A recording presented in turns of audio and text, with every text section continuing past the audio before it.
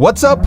My name is Melvin, and welcome to The Way We Play Season 3. We've made it. They haven't canceled us yet. Come on, round of applause, guys. All right. And as it has been since Season 2, I am your host, Melvin, and I'm going to introduce you guys to my co-host, or they will introduce themselves. I am Patrick Guinan. I was here during Season 1. My name is Jacob Anderson. I'm brand new here. Yes, brand new. I'm Max. All right, and he's been here since Season 2, and we're glad to see him in Season 3 because he literally makes magic. Yay! So we're glad to see him. So, and I'm glad to see you come back. It's been a while, you know. It's a lot of fun, you know. So hopefully we get to see you more if things go well. Yeah, definitely. If schedules play out and I've got nothing going on hopefully Thursdays. We'll bring more new and interesting people. That's what I tried to do in Season 2. I tried to bring as many different people, like whether or not they knew games, whether or not they were experienced or not. Like I wanted them to, come in and talk. And surprisingly, the people I brought, even if they didn't know what was going on in the news, they had something interesting to bring up. Shucks. So I'm hoping that's what's going to happen. Everyone sort of has their own style. So yeah, of game. I'm hoping to continue that throughout. Just like regardless of if you know the news at hand, you can still bring up good ideas and good. Because I thought that we actually did a good job of that. If you listen to previous episodes, but if you have any suggestions, let us know. So I guess we can start off with we had a break, so that means you guys. I'm hoping all of you had time to play at least one game over break. So I guess we'll just go in a circle and see what games you guys played. So let's start with Patrick. So over break, I played. But leave your stories till the end. Just tell us what games. Okay. Yes. Breath of the Wild, which was my first Zelda game. What? Yeah. Ooh. We'll get into that. All right, we'll get into that. I also played a lot of PUBG and the Dishonored 2 DLC, Death of the Outsider. Awesome. Okay. All right. Mostly of what I've done over break, I wasn't really having too much free time, but I was able to get into the StarCraft 2 co-op mode, which is a lot of fun. Mm-hmm. Other than that, I've also been getting a little bit into the online version of Civilization 6, and also a little bit of... Would Subnautica be okay to say? It's technically just came out, but I'm starting to play a little bit of that. Yeah, that counts. Yeah, that would count as a 2017. Did 1.0 come out in 2017? No, 1.0 just came out now. Oh, so then it's a 2018 game. But the beta was out in 2017. Mm-hmm. Actually, late 2016, if I remember correctly. Mm-hmm. But all right, awesome. All right, nice. I played a lot of Postal 2. Okay, that's a good game. One of my favorites, actually. It's a really good game. And a lot of Heroes of the Storm, which I'm never proud of, but I did it. Mm-hmm. All right, awesome. Now I'm gonna keep some of the games out of what I've played. I'm gonna keep that out, just some of them. But the main games I got to play, I was in the Dominican Republic, so I didn't. The only thing I had to play was my 3DS. But I finally got to play some games I never. So one of them was Luigi's Mansion. I didn't get to play that. It's actually the first Luigi's Mansion game that I actually got to beat. Like, I didn't get to beat the GameCube version. Because I was horrible at games as a child. And then I finally got to play Fire Emblem. Finally got into it. Nice. Everyone talked about it, and now I can see why people enjoy the 3DS ones. Like, those are ones that it's really friendly to newcomers. So if you start anywhere, start with the 3DS one. I played the Game Boy one. That one is a little bit hard. That is a lot harder to get into if you are not a newcomer. So we will get into the other games I played over break, but I'm saving those for something special. But yeah, this is a special episode because we're gonna make our essentially Game of the Year awards. We see them all different websites, IGN, Kotaku, and there's even like a game show, like not a game show, like a special, like once a year thing, video game awards, stuff like that. So I decided, do my own, but no one should take this seriously because most of these games I haven't even played. This is simply just an excuse to talk about a bunch of games that came out in 2017 because there was actually a lot of good ones. There was even a lot of bad ones too, and we might actually get into those later, but these are just awards to give to them. Hell yeah, I dig it. Yeah, we are immediately 10 times more credible than the VGAs. So yeah, I'm very excited. I'm very excited to see what you guys will. As some of them I don't even think you'll know, But that'll be fun. That means I'll get to introduce you guys to something new, and hopefully you guys will be curious on it. I tried doing that. I tried making the list somewhat obscure in some parts, just so you guys could say, oh, wow, I actually want to play this game. All right, let's give it a shot. So, yeah, and I'm going to do one more thing. This is like kind of a last-minute thing, but you guys are going to guess, and if you guess correctly, you get points. So we'll see how many you guys What do the guess. points mean? They mean absolutely nothing unless you really, really, really want to win. So is this the game where the points don't matter? Yeah, this is the game where the points don't matter. Just making sure. Nope. Okay. I'm going to win. So you guys get ready to play Melvin's winner of 2017. Melvin's winners and losers of 2017. Yes. Because there are some losers. Let's do it. All right. Awesome. Okay, so the first one I wanted to start with was Rage Game of the Year for 2017. When you say rage game, do you mean game that filled you with anger and make you rage? It fills you with anger the longer you play it. Is it Okay. because, And that's the main intent. So is it because of the gameplay Okay. itself, or because of the business practices? It's of because certain of the companies that will gameplay not be itself. named in this podcast. So we're naming it. we will be naming it. EA soon, will but come back to you. See, already. Spoilers. Already. So it had to be the intention of the developer to incite rage Oh, onto Cuphead. you. Okay. Yeah. Yeah, Cuphead. Cuphead. All right, all of you say Cuphead, and all of you are wrong. It's Really? not. It is Getting Over It with Bennett Foddy. Wasn't it released this year? It was released this year. Yeah, it was like early January. Not 2018. It came out 2017. Really? Yes. I thought it was early. I thought it was early January. It did. We're fact checking this. If you are a Humble Bundle monthly subscriber, which I am, you got the game early. And I did. What was the game called again? Getting Over It with Bennett Foddy. Yeah, if I remember correctly, it's a game where you literally control a guy and you have to get over a big pile of stuff. Mm-hmm. Yeah, that's the game. That is essentially you described it much better than I did. Oh, okay. You- I've seen gameplay of Yes, this. You This looks I terrifying. tried it once and I couldn't make it past the first hurdle. Mhm. It is a very, very, Literally, very difficult game. Literally, there's like a He hurdle does as not the try first to hide thing. it at all, and he has been creators of many horrible games. Not like horrible, like bad, but like horrible, like you're not going to be good at it for a very long. Like QWOP is a very good example. I don't know if you guys remember. It's like, gosh, that's like a lot of people's first browser critical game. video. Yeah, it's essentially you control the thighs, right? Like the thighs and something else. Yep. No, it's like QWOP, which are thighs and calves. Yeah, thighs and calves, and you're Now it's coming there back. has to be some sort of algorithm. Like if you find the pattern, you can Well, run. I'm that's sure the there are sort- people that have Well, yeah, been I mean, pretty like good. at least for Getting Over It, I've actually seen people speedrun this game in the course of like 5 minutes, which Yeah, is it- amazing for But someone that you for someone have to that put skill. so many hours into the game to get good, or even to just beat the game. Oh Yeah. yeah, there like are plenty the of streamers average, out like there. he gave it like an average of how much it's between 5 hours and infinity hours. That is literally what he's put on the game, and apparently the length I've went, the distance I've gone so far is called Orange Hell. That's apparently what they've named. Like they've named these certain places. It is very interesting. Like people are actually really starting to get into it, and they're also starting to get into the philosophy as well. Because as you climb up the mountain, Bennett Foddy starts talking to you, and he starts talking about how games are starting to become a little bit more throwaway because. Like he's not really insulting Unity itself, but he's sort of insulting kind of how people are creating games nowadays, where you just buy assets, you just put them in, and you're calling it a game essentially. He's saying there's no care now in certain games, but he's not insulting Unity itself. But that's kind of where gaming has led to nowadays, where it's like you can just pick assets and just put it in there. It's not made with love.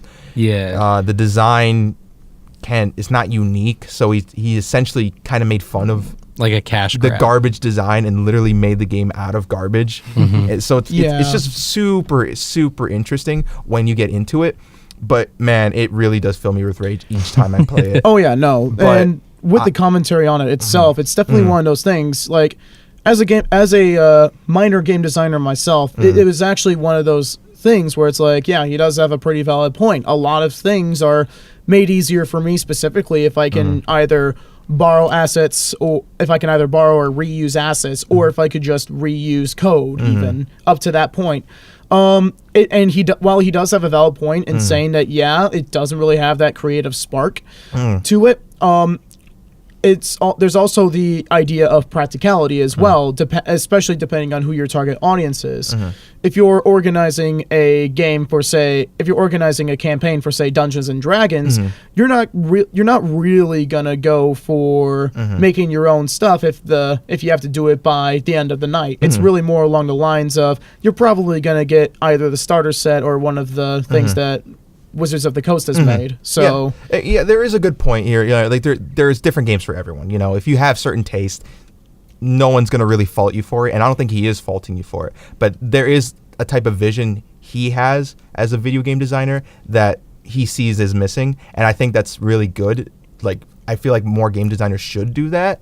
Like I would definitely love to see Toby Fox's insight in the gaming industry to see what he would like to see out of RPGs, because there's obviously something he's doing that not a lot of RPGs are doing nowadays. So I would love to see that. What are your guys' insight on that guy Toby Fox? Like, well, I meant getting over it actually. I mean, just side comment. That guy is friggin' terrified to make another game.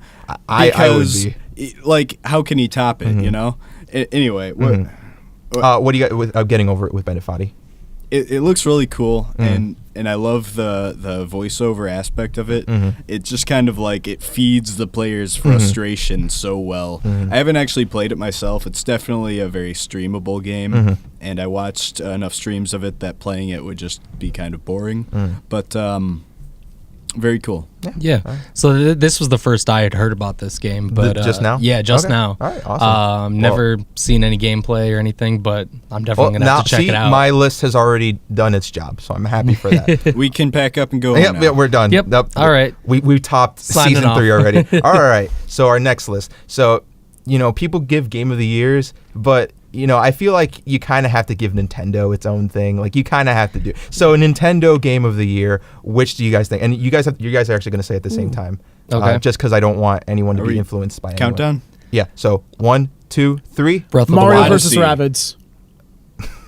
I love your answer, but it's Breath of the Wild. Hell yeah, So it is. Patrick gets a point for this one. So yeah, I want to say Breath of the Wild because Nintendo's not really used to listening to criticism. They're really bad at it. Like they just do their own thing, whether you like it or not. But I think Breath of the Wild is the best example of it. Odyssey too, but I think Breath of the Wild does a better job of Nintendo listening to their audiences, of what they want from their favorite IPs. They heard our cries and they're like, here you go. What did people say they wanted? So essentially what Legend of Zelda came, like starting in the 3D era of what Zelda became, it became a lot more linear in a way where you have a lot less freedoms of what you get from the main story. Previous Zelda games made it so that you essentially could go any order if you wanted to, and you could beat the game regardless.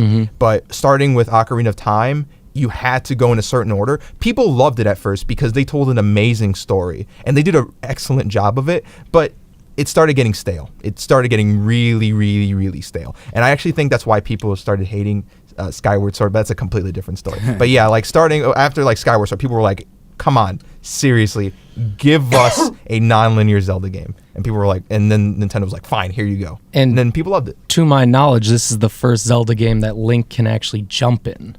Really? That's a... Well, straight in the air, anyway. Well, yeah. Well, like not just over something, depends, but like yeah. freely can jump. Yes. Yeah, it depends on jumping. it depends on what your definition of jumping is. I never realized that. Wow, that's really funny. So, how many of you actually played it in this table? I have. You have? It was All right, a lot. so I've seen a lot of you've seen it. gameplay. Okay, that's okay. You can still talk about it even if you only seen it. Yeah. And then Nope. So for you guys who haven't played it, does it make you want to get a Switch or not really? I mean, in terms of me getting a Switch, there are other factors into it other than just wanting Breath a certain of the Wild game. one of them? Breath of the Wild, I don't... Here's my thing. Open world games, like I've tried stuff like Skyrim before, and I've seen gameplay of Breath of the Wild enough to know that I would be pretty frustrated by it. I'm actually personally one who really does like the linear stories. Right. And while Breath of the Wild does feature a story of sorts, it's not exactly one that I can like pick up, do real quickly, and then kind of sit down, or do a little section of it and then set it down for a little bit. It definitely feels like one of those games where it'd be like, okay, how fast can I get to this part? And just like simple stuff like the travel in between. It doesn't really seem to grab me as much as other people. I do know it's a great game in terms of what it does, but in terms of open world games, I'm going to stick to Subnautica. That's completely fine. That's a completely understandable argument. I personally, I'm getting really fatigued by all of the mainstream open world games. Yeah, that's also really understandable. Like the whole sandbox thing has really gotten out of control, especially because people are abusing the term sandbox.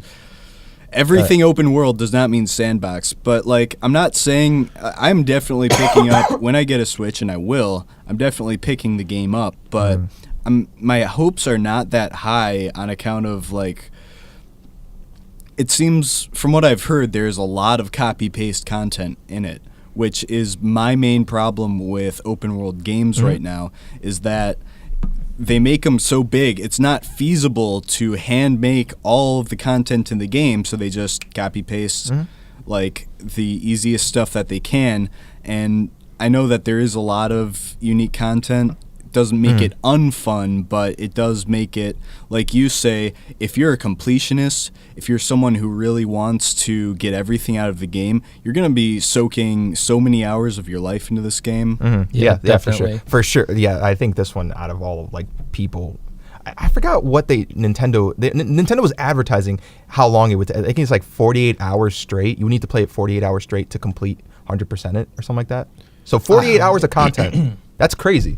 I mean, who remembers Witcher 3, where its main selling point was 200 plus hours of content? And it's like, I don't want 200 plus hours of content. I want like I made it 40 through 5 hours of of really good content. Yeah, that's the thing. Yeah. After 5 hours, it's like it just gets old. It's really fast. So it's we all have different ideas of Zelda, and I love that. I love that we all have different ideas and like I love how other games have affected how we see other games as well. So I definitely love that. It's definitely been one of those things where the idea of an open world game has not exactly expanded too much, but hopefully with upcoming games and actually recently released ones, that the definition of an open world game may actually change. Yeah, definitely. Yeah, but I definitely think when we think of open world games, I hope we start thinking of Zelda again. I really hope. I really hope that starts, because there is actually a really good open world Zelda on the 3DS as well. So, for whichever console you have, whether it's 3DS or Switch, or actually even Wii U too, you have an open world Zelda. So that's great to see for the modern generation. The other thing I liked about Breath of the Wild is you can literally go up to Ganon day one with a stick and just try and fight him. That's a fun. He'll flick you off his tower. And come on! You didn't use a mop. So when I started playing the game, I finished all the tutorials, got my hang glider. Oh, did you actually try to go after him? Oh yeah, definitely. Oh my. Once I got the hang glider and was able to get off the cliff, I went straight for Ganon, hit him with like one of the rusty swords. Did absolutely nothing. That is hilarious. And see, that's fun. People can make their own game decisions. That's great. And then you just like start back from your save point, and then you just like go after the shrines. And I agree with you, because a lot of the shrines were very repetitive after a while. They do, because there's like 125. You can, very true. But can. it is the way to like level up your character. All right, true. That's the thing I love. Ocarina of Time, one of my favorite games of all time. Every second of it is handcrafted to be a blast. Yeah, definitely. It's just two different preferences. Some people, I think it would be safe to say though that they did kind of jam pack Breath of the Wild a little too much. I think they can tone it back and really strike a good balance in the next game. But I think Melvin wants to they definitely could. They tried to be too much like Skyrim. Some people want to say that. Some people want to say this is the best Zelda of all time. They can make a better one. They can. Oh yeah. It's Nintendo. They have the power. We have faith. Jim Sterling only gave it a 7, so you got 3 more points to go, Nintendo. Yeah, Nintendo's only done when Jim Sterling gives it a 10. We all know this for sure. All right, so moving on from there, but I'm glad you guys have so much input on this. So next is multiplayer game of the year. Now, here's the thing. All right, my idea of a perfect multiplayer game is when you play with your fellow friends and you just have a grand old time. It's like a LAN party, local, so yeah, LAN party type thing, couch gaming type thing. So think about that. But for this one, it's a kind of an obscure game. You guys might not think. I mean, it's kind of popular if you watch online videos. So you guys can guess all together. So if you guys want to discuss it or think about something. So if one of you gets it right, you all get a point. My thought, the game that I would pick would be the new Tom Clancy Wildlands game, because it's one of those games where you don't need your friends, but a local multiplayer really makes the game a lot more fun. All right, because you can take down the cartel bases and like take over the drug lords by yourself or with up to 3 other friends. Okay, and they give you like cameraing or a scope where you can literally like pinpoint like, hey, this guy, go take out him, and like you take out him, and it adds a lot more strategy to the game. All right, Jacob, what do you think? Do you have a guess or no? Gonna be completely honest. There are only several multiplayer games I know, and most of them are LAN. There is one game that I've seen online recently. I don't remember the name of it, but you essentially are trying to make this. It's basically a Telltale-esque sort of game where you're trying to make decisions, and the whole party can actually connect their phones to the game and try to influence the decision.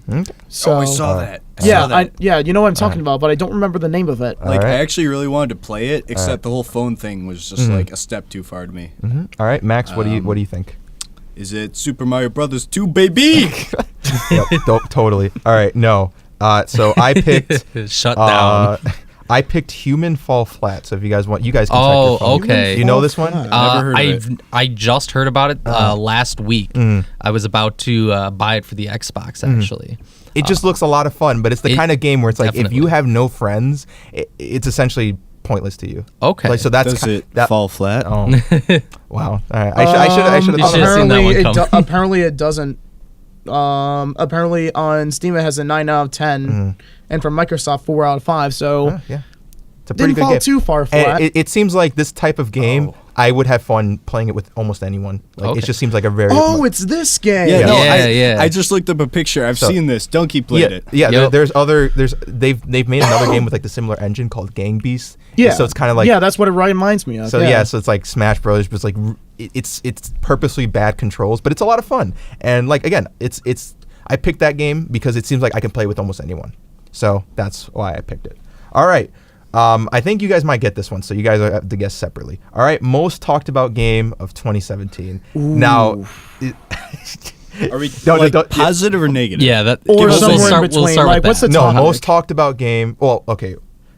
I'll just say positive. All right, most talked about game. Positively talked about game. Yes. Okay. All right, so we're not at you yet, EA. Oh, geez. 1, 2, 3. Resident Evil 7.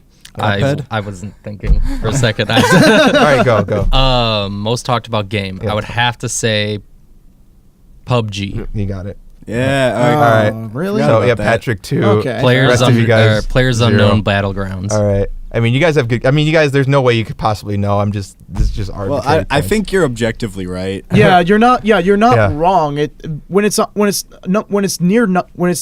it's number 1 on Twitch. Yeah, it's been. It passed League of Legends, and really, it passed League of Legends. That is surprising. Yeah, and that's one of the things about PUBG that's so intriguing to me. It's just like I don't understand the appeal of the game. Maybe I'm missing something, but I really don't understand why so many people want to watch someone play PUBG. I definitely understand the appeal to that game. The concept is so much fun. The reason I stopped playing was because I was playing early into when the game came out. Yeah. And so there was a lot of bugs and like. Yeah. You couldn't vault through still a lot of Windows. Bugs in the Xbox version. Yeah, but so I sort of like dwindled out of it for a while. But I'm thinking about getting back into it. Did anyone see the Xbox launch of that? Yeah, No. I saw it. It was it was 15 great. frames average. Right, and Real? someone That's put terrible. up a video of the input lag on this thing. They put up a video of them moving their controller right in front of the screen, and they move the controller, and then it moves like a full second or two later. So watching a gun, like any sort of gunfight in this game, was like watching a couple of people, I don't know, Like watching it's a still couple sold of really well toddlers though. try to That's the play. funny thing. It sold really well. Well, yeah, because people, they don't know it's crap until they get it. Exactly. Still sold really like, well, though. And even though it was all like crap at the beginning, like, it still had potential. yeah, People saw like that. that's similar to games like Dead by Daylight or Friday the 13th, where it's really fun if you have a great crew of comedy people who are willing to role play. It's if you go into the role play aspect of it, it is a lot of fun. With Dead by Daylight, I can forgive it a little bit because there is a little bit of strategy behind which perks you choose and that sort of thing. Yeah, definitely. But with other games like Friday the 13th and especially PUBG for me personally, like it's not really my sort of thing. For sure, totally fine. But I do agree, it's a lot of fun watching people like comedic voice personalities play the games. Yeah, I watch the achievement. Yeah, and I think hunters that's personally. why these sorts of games have been as successful as they are, because not only are they being talked about so much, but also because streamers and YouTubers have been having so much influence on people nowadays. Yeah, See, for sure. You bring up that you don't see the appeal of PUBG at all, and so I wanted to comment off of that because I do personally see the appeal, but I still don't like the game very much. And my reason for that is that most of the games end up like you spend most of it running, and then there's a couple firefights here and there. And the fun of it, I know, is like it's high pressure. You really got to get to the end. You really got to be on your toes to stay alive. But there's so little action in a lot of your games, and you know sometimes you can intentionally start in a place you know is populated. But I think that's why Fortnite has become really popular, because it's the same I was thing gonna bring that with up. a smaller map, and there is always action. And what's really funny though is that PUBG, they made a second map, and it's even bigger. Oh, it's no. even Why? worse. Yeah, it's. Well, I think they're going is it Battlefield route, or like the huge maps and a lot of players? Like some people really like that. But then some people prefer like the Call of Duty maps where it's really tiny, but you're always going to see someone every 5 seconds. Yeah, but the scale of it doesn't make sense. The only reason why Battlefield did so well was because there was a absurd amount of stuff to do in terms of scale. You could be a man on the ground. You could be driving a tank. Heck, you could even try and fly a plane, but instead let it hit into a building, killing you and your squad mates. I do agree. I personally prefer the Battlefield maps over Call of Duty. Yeah, the Battlefield maps, there's so much craziness that can happen, but the problem with PUBG is that there's not really that much in terms of crazy. Until they add something like fighter planes or tanks into the game, then in that case, why not just call it Battlefield? Fun fact, this is... PUBG was probably the most talked about game on this podcast as well, and that's because we had one person. Yeah, we had someone called Piers. Every week he would try to bring it up all the time. It was his game. He's like, it was his game. He loved my favorite. All right. I'm not sure how to feel about him. All right. Funniest game of the year. Funny in which way? Funny. Like I don't know how we would explain that better. like does it have good jokes, or are there like people who make fun of the game? Or the writing. Ooh. Yes, the writing. All right, don't look at your phone. You're probably gonna get it. No. Outlast 2. My phone has the list of games I've played this year, so I'm just looking through that. Okay. All right. Because like once you see it, you're gonna be like, oh yeah, of course. Oh, is it is it that Dream Daddy game or? My guess is the Fractured But Whole, the South Park game. I don't know. I really got nothing. He got it. Patrick is dominating. Wow. In terms of the score. This sort South of Park, the bet. Maybe I just don't get South. You don't get South Park? No, I understand South Park and why it's so successful in terms of its blatant shock humor and that sort of thing. Like, the level that they go to is so low that anything that they can do is great. Like, honestly, South Park is nice. I don't know. Maybe it's just Fractured But Whole wasn't the best for me. The South Park writers understand gamers. Yes. Really, really well. I will say that, yes. I liked how you could gain experience points or level up just by taking pictures with people. Like that's how you did it. You walked around, like, take a selfie. They really understand it, and they're able to, because the thing about the South Park, the show, is that they do it every 6 days. And the problem there is that they don't have enough time to develop, their jokes. And I think the South Park creators actually said that if they never made another TV show again and they just made video games, they would be fine with it.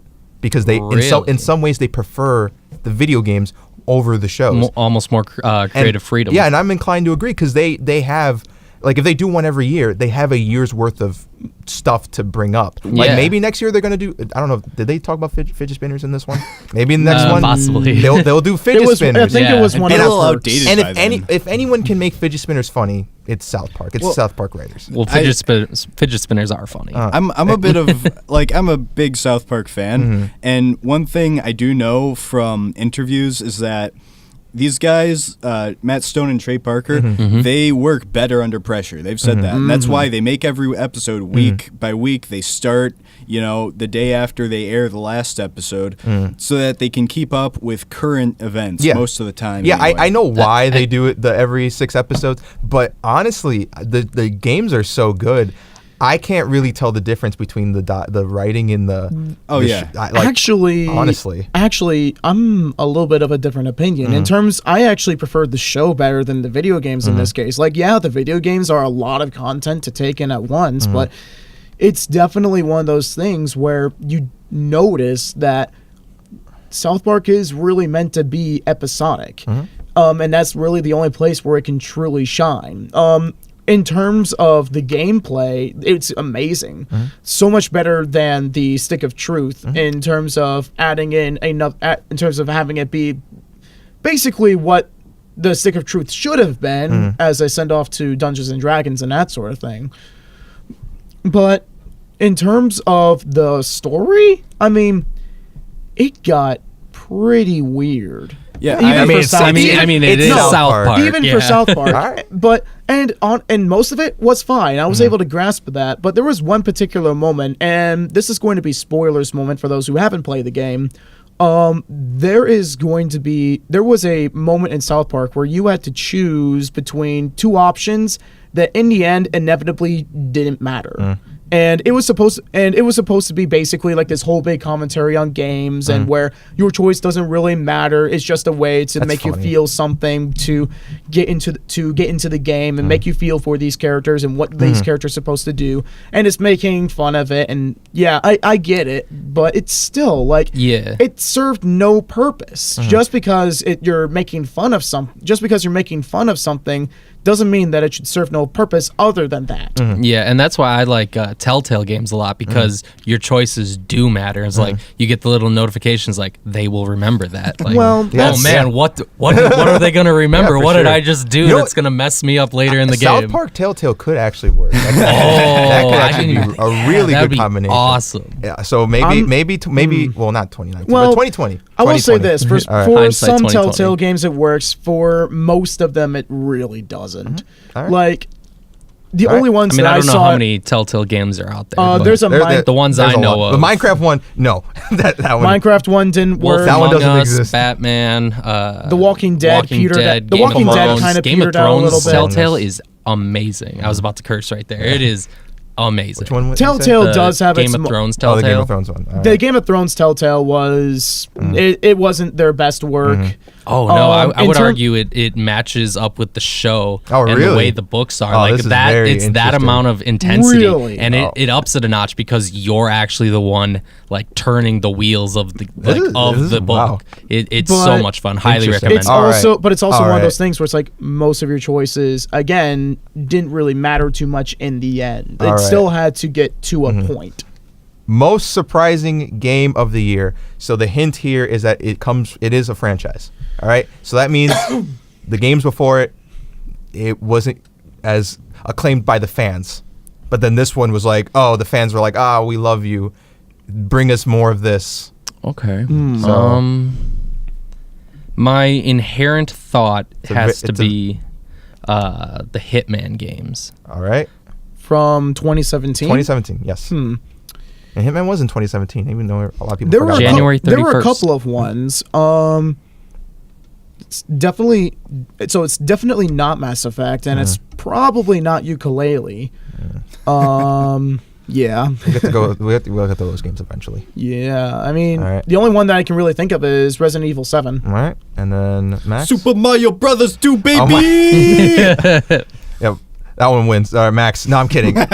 Jacob got it. Yeah. It is Resident Evil 7. Okay. Yep. That one was a surprise. Even after they showed the trailer for Resident Evil 7, I was still not convinced that they learned from their mistakes, but they actually did. So how is it better? It brings so Resident Evil is supposed to be a scary game at the end of it all, and they do a lot of things that for the time was amazing. In the first games they made bullets really scarce, so it was really hard to get bullets. Same thing with health. Health was also scarce, and you never knew when an enemy would come by. You never knew. It started out as like a suspense horror game, but then by Resident Evil 4, which is obviously the most acclaimed game of the series, it became a straight up action game. Yeah. It wasn't meant to be scary. Okay. They put it in parts. There were sections where it's like, oh, you can do whatever you like. Essentially, in the beginning, you started off very weak. You didn't know what to do, and you were horrified. At the end of it, yes, you are crazy with power and weapons and rocket launchers and stuff like that. Unless you play on pro. So it's a fun, happy medium. Then it's for a Resident struggle Evil all the 4. way through. There's moments where you don't have a lot of bullets, and then there's moments where you have a ton of bullets. Yeah, and then when 5 and 6 and 5 was just nothing but a lot of bullets, and it completely missed the point. Yeah, and then 6 was a lot of bullets, horrible story. Yeah, and then 7 was like amazing. a soft reboot, wasn't it? Like in a way, yes. They wanted to completely rebrand it because obviously the same thing wasn't quite working for them anymore, and they made it really like all suspense, like not a whole lot of combat, mostly the running and hiding thing, which obviously worked out. Yeah, I will say this though, with the DLC, it does kind of get back into silly territory again. I mean, with the newest DLC, especially with the Ice Princess and you defeating people with your fists. That's kind of where it gets into the realm of absurdity for me. And they could have done it in such a better way, but me explaining it would be spoiler territory. And for another What are your day. thoughts on the Outlast games? I've never played them, so I can't say. Okay. Because I had never played the Resident Evil games, but the way you were describing them, where it's like bullets are scarce, like it's very intense, like it reminded me a lot of the Outlast, where it it's definitely does. Very much a survival game. I can almost guarantee that every horror game that exists now, like in modern, is probably inspired in one way by Resident Evil. Yeah, except maybe Silent Hill. Yeah, I was gonna say, like, if it's not inspired by Resident Evil, it's inspired by Silent Hill. Yeah, or from a movie franchise. But Outlast. But I'm gonna say definitely Resident Evil inspired by more Resident because Evil. Resident Evil 4 sold a ton of copies. Yeah, everyone remembers Resident Evil 4 when they first played it. Everyone does. Yeah, here's my issue with Outlast, though. One of the main things about Outlast, especially Outlast 2... I do have issues with Outlast 2. Yeah, one of the main things about that is that it's supposed to be shock humor. Like, oh no, this guy's going to cut your genitals off. Oh no! And it's like... Zoinks. Well, wasn't... Outlast 2 is the game... Cult. The cult, right. And I saw someone made a video on this recently that they made a really good point about how in Outlast 2 you spend more of your time running than anything. Yeah, that was my biggest issue with it. Which the whole, like, Amnesia. Let's go to Amnesia. Oh, it's such a fun game. Games that really branded the horror thing. What made Amnesia so scary was that you spent most of your time hiding. Yeah. And you are completely powerless while you're hiding. But if you're spending most of your time running, like, you do have that power to get away. Yeah. It's all in your hands. Especially... The other problem with Outlast 2 is that you spend a lot of time dying as well. Yeah. Which means that you're doing the same thing over again, and after you've died enough times, it's you're desensitized. Yeah, exactly. One of the major issues that I personally have with the Outlast series in general is that it's just you have to be either pixel perfect or you have to expect to die a lot in that game. Well, that's what I like about it is very hard. Well, because you don't have weapons, it is all run and hide. Well, yes, but it's not hard in the fun way. It's not. It's hard in the sense that if I miss this timing, I'm dead. I might as well kill myself now. It's not hard in the sense of shit. what can I do? Sorry, that was... See, it's important to make the distinction between, like, difficulty and tedium, because just making... Destiny. It did not understand that at all. When people say that boss is hard in Destiny, they really mean that boss has a lot of health, and I totally lifted that from Donkey. Exactly. Word for word. It's like exactly. You can spend so much time just shooting at the boss. It's not hard. It takes a long time. It's boring. All right, Melvin, I want some more points. What's the next one? Oh, my gosh. All right. You're all going to get a point on this one. All right. Gaming product of the year. All right. Let's say it all at the same time. All right. 1, 2, 3. Switch. Nintendo Switch. There we go. You all get a point. There you go. I mean, it's Nintendo, even though, gosh, it's the weirdest product ever. They knocked it out of the park every time. It's one of the most convenient products that have really ever been released. Like, it seems like with every product before, they just didn't understand consumers. This one, they're like, we understand consumers. It's like, now. we know what you want. It's like, literally a handheld console. Oh my gosh. See, I would argue that there was nothing wrong with the Wii U. I think it was very well designed. I think they just marketed it really poorly. It was horrible marketing. Because I had a Wii, and when they released a Wii U, I'm like, well, it's just a Wii with a new controller. Why do I want that? Why should I buy this? Yeah. Look, they put in the trailer, they have Wii Sports. That makes you think of the Wii. Come on. Like in the title, giving it the same title, it's confusing. It was not good marketing for literally them. Adding a number would have made then you know it's a new console. I thought it was the same console with a new controller. Yeah.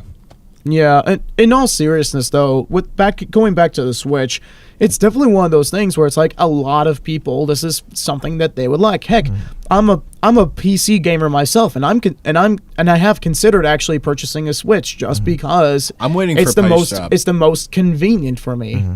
Oh, you're not gonna get a price drop. I'm sorry. Really? No. Ever?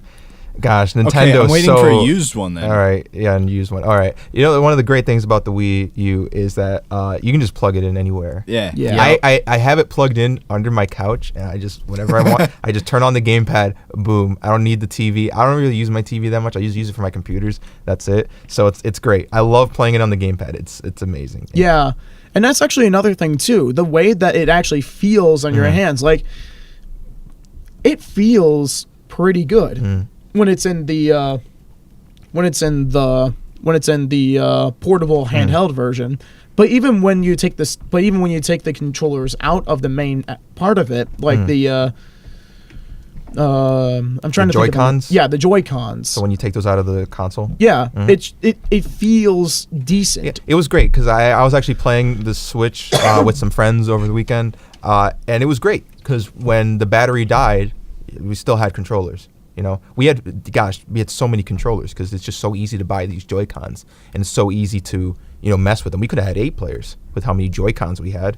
If we want, I wouldn't play it that way. I don't want to, but you can.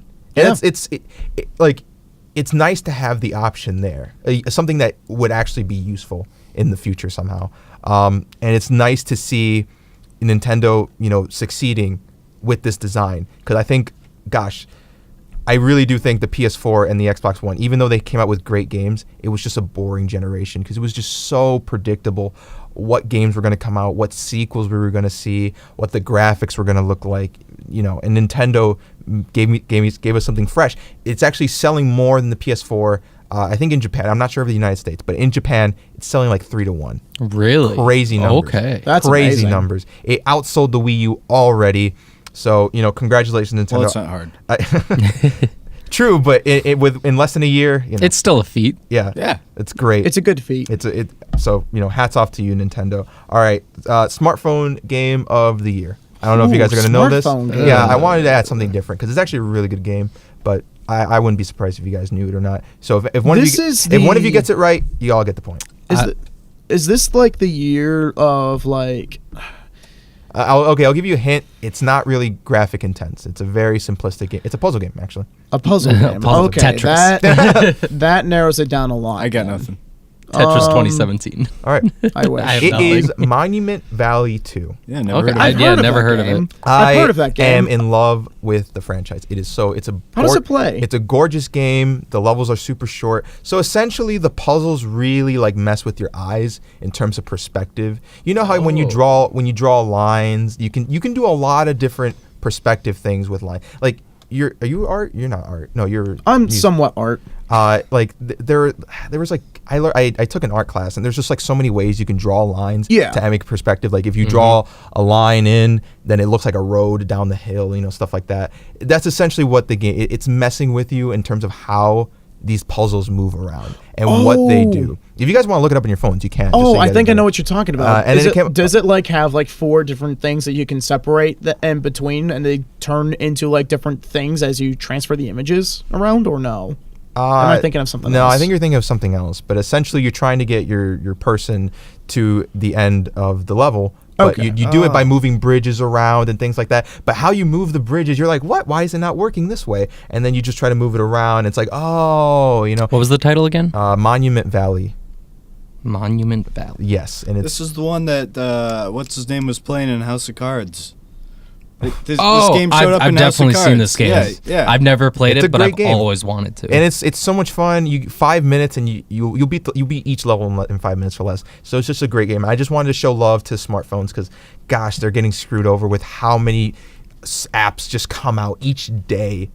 The games Wait, are getting really Are you screwed talking over. about smartphone market or Steam? I'm talking about the smartphone market. It's worse than Steam. The smartphone market is a lot worse than Steam. Monument Valley is currently Depends on the where you're editor's looking at, choice but on yeah. iTunes. So, I wanted to give some love to that. And then this is my I'm just weird like this. Weeb game of the year. What game got the weebs freaking out the most? Hang on a second. Is it I gonna got be it. I just got to look up Doki the name God for damn it.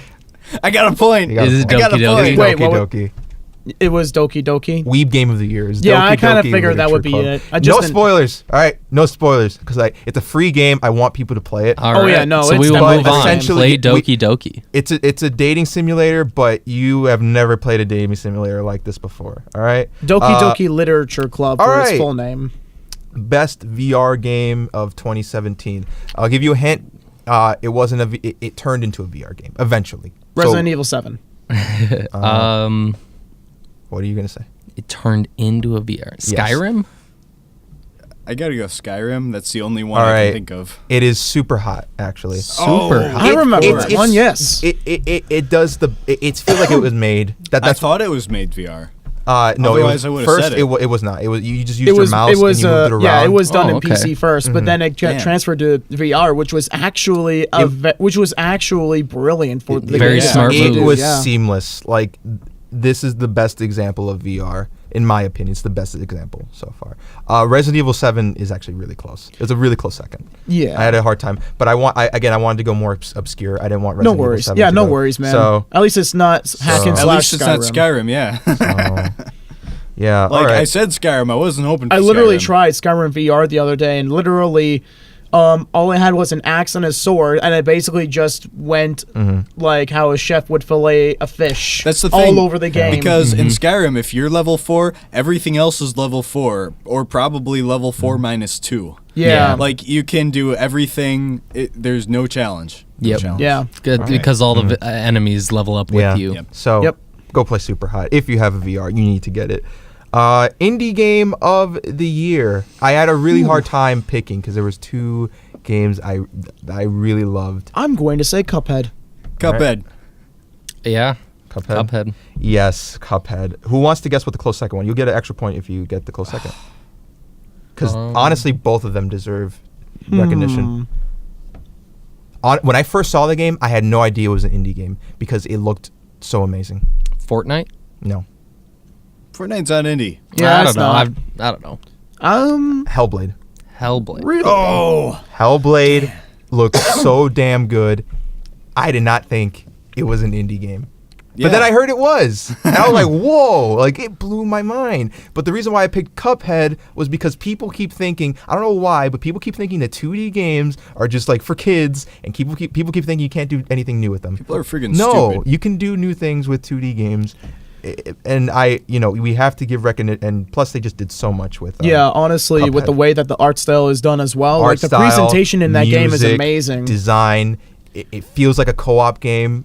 It's like amazing, like I don't know, just like everything. The only thing that maybe suffers a little bit in Cuphead is potentially the gameplay in terms of like the hitboxes and that sort of thing. But even with that as the only minor complaint, it's still an amazing game.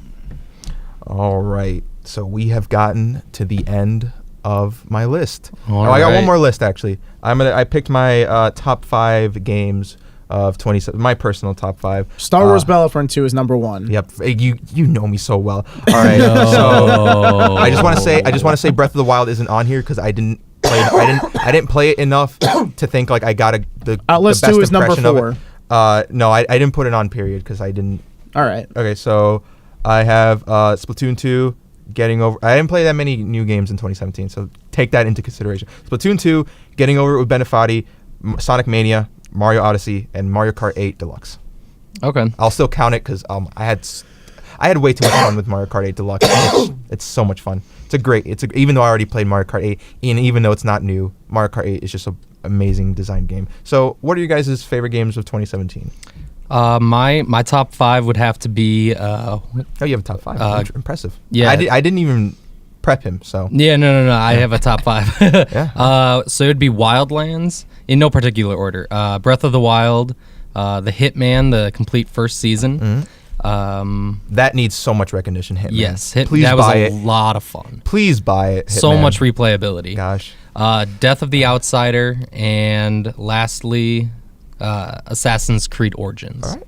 And then do you have you just however much for you want. my top 5 again in no particular order. Awesome. Wow. I have great guests here. Kingdom Hearts HD 2.8 Final Chapter Prologue. Right. Okay. Resident Evil 7 Biohazard. All right. Including most of the DLC for that. All right. The XCOM 2 expansion, I believe it's the Enemy Unknown. I don't remember the actual name of the expansion itself. Mass Effect Andromeda is on that list just because it's a guilty pleasure of mine. Mm-hmm. And all right.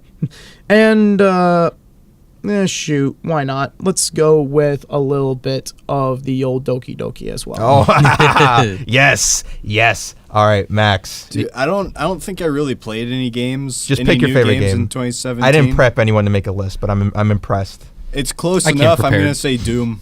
Doom. Close enough to 2017, right? Oh, okay, fine, whatever. So Doom 2016 is my best game of 2017. I mean, it counts if you didn't play it till 2017. Yeah. To be fair, most of what I played last year was stuff like StarCraft 2, a little bit of Heroes, a little bit of Hearthstone. I'm not the kind of person that always has to play the new games, but I have played Monster Hunter, so that's something. So that's a lot of fun. But we talked so much that I wasn't even able to go to my horrible games. Like I gave lists to bad games. Next so week. Yeah, we're gonna have to do it next week. But gosh, I'm so glad. This was a great start of season 3. I hope to get you guys in at some point. Yeah, it was a lot of fun to be here. Yeah, I'm so thanks, glad. man. I'm so glad you guys said yes. I really appreciate it. You guys are honestly really, really comfortable just talking about games, and that's a great thing. I want this to be as comfortable as possible. Oh, shucks. Even though where we're in is kind of cramped, we still want it to be as comfortable as possible. And I hope you guys definitely enjoyed listening, because this was a lot longer than I thought it was. But that's great. That's great. Yeah, we got a lot of good content today. So I hope you guys enjoyed this extra long content. It's not extra long if you consider season 2, but season 3, it's going to be a lot more condensed, but I think you guys will enjoy the style regardless. So thank you for this premiere of season 3 of The Way We Play. I'm Melvin. I'm Patrick Guinan. I'm Jacob Anderson. Max. And until next time. Thank you. See ya. All right. My brothers. Signing Do you have out. something to say, Jacob, or no? Resident Evil 7 is probably one of the better games. It's definitely better than Outlast 2. That's his sign out. Thank you. Mario Brothers 2. Have a good weekend. All right, there we Have go. a nice night, guys.